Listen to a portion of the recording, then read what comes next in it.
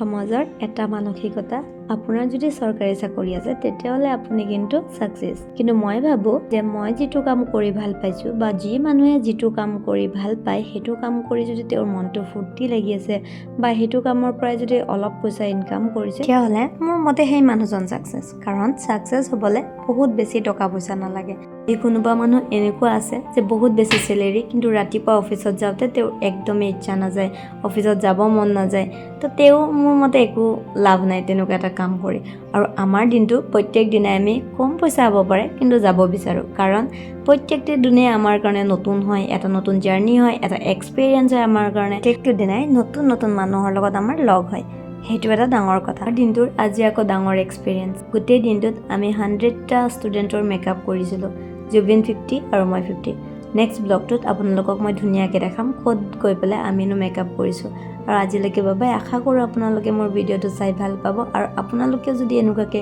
free of course শিকিবলৈ মন আছে তেতিয়াহ'লে কমেন্ট কৰিব